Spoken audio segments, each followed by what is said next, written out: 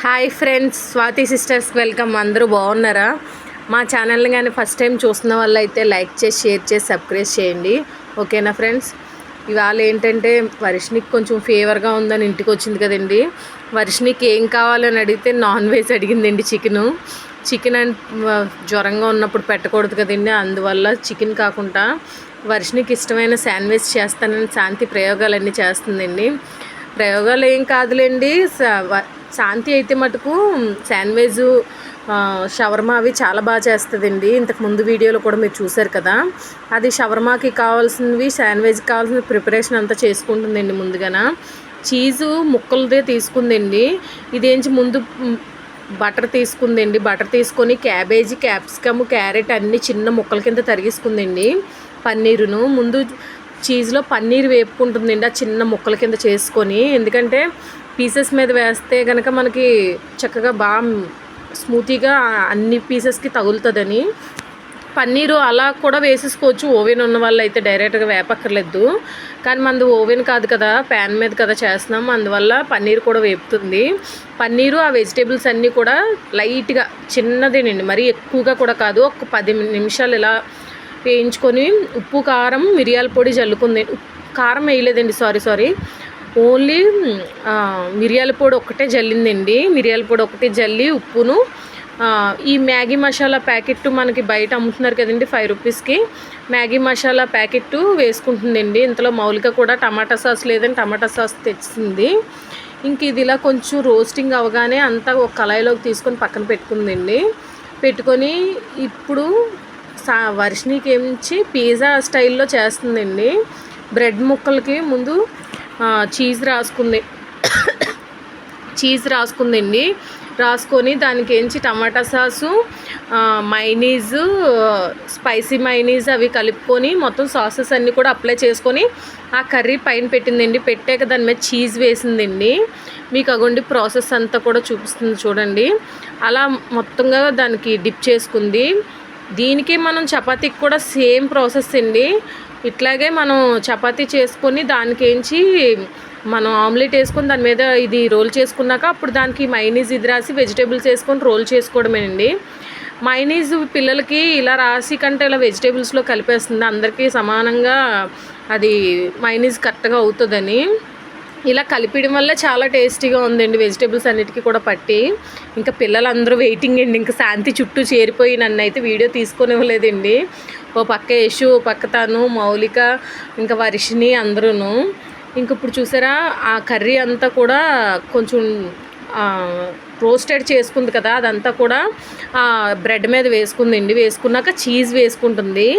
Only 4 పీసులకే కొంచెం cheese ఎక్కువ వేసిందండి వర్షినికని. మిగతా మాకైతే మటుకు తక్కువ వేసింది. వర్షిని హాస్టల్లో ఉంటుంది కదా, వర్షినికి ఏదైనా సరే స్పెషల్గా చేస్తుంది. ఇంకా వర్షినికి అయితే చీజ్ ఎక్కువ కావాలని అడిగింది. ఇప్పుడు మన పెనం ఉంటుంది కదండి, పెనం కొంచెం ముందుగా హీట్ చేసి ఉంచుకోవాలి. హీట్ చేసుకొని మనం దాని మీద కొంచెం చీజ్ వేసుకోవాలండి. చీజ్ వేసుకొని ఇంక ఈ పీసెస్ని కావాలంటే దీని మీద ఇంకొక పీస్ పెట్టుకొని అటు ఇటుగా కూడా రోస్ట్ చేసుకోవచ్చండి. వర్షిని అయితే మటుకు పిజ్జా స్టైల్లో అడిగింది, అందువల్ల ఈ 4 పీసులని ఇలా పెనం మీద పెట్టేసి డైరెక్ట్గా దాని మీదకి ఆవిరితో ఆ చీజ్ అంతా మెల్ట్ అయ్యేలాగా మూత పెట్టేసిందండి. మూత పెట్టేసాక మళ్ళీ మిగిలిన పీసులు పిల్లలందరికీ కూడా రెడీ చేసుకుంటుందండి. ఇందాకలాగే సేమ్ ప్రాసెస్, టమాటా, మైనీస్ ఇవన్నీ కూడా వేసేసుకొని. కానీ టేస్ట్ అయితే మటుకు ఎంత ఎక్సలెంట్గా వచ్చింది తెలుసండి. మీరు కూడా పిల్లలకి ఇలా ట్రై చేయండి. మనం బయట కొన్న పిజ్జాలు, శాండ్విచ్లు వీటికంటే షవర్మాల కంటే మనం ఇంట్లో తయారు చేసుకున్నవి చాలా టేస్టీగా, చాలా ఎమ్మీగా, అసలు పిల్లలు అయితే మనస్ఫూర్తిగా ఒక్కొక్కరు 3 పీసులు 4 పీసులు తిన్నారండి.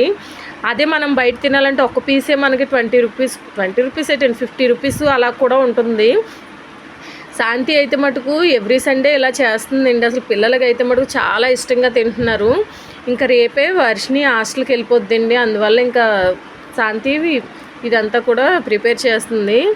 ఇంక ఇదంతా కూడా రెడీ అయిపోయింది కదండి. ఆ పీసెస్ రోస్టెడ్ అవగానే ఈ పీసెస్ కూడా ప్యాన్ మీద పెట్టేసుకోవడమే. ఇంకా ఆ పీసెస్ చూడండి, మీకు చూపిస్తాను. అసలు ఇలా కూడా తినేయొచ్చండి, అంత ఎమ్మీగా ఉంది.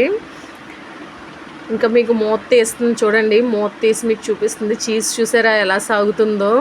ఆ హీట్కి చక్కగా మెల్ట్ అయిపోయి ఆ చీజ్ అంతా కూడా పీసెస్కి ఎంత అసలు చూస్తుంటే నోట్లో నీరు ఊరేస్తుందండి, అంత ఎమ్మీగా ఉంది.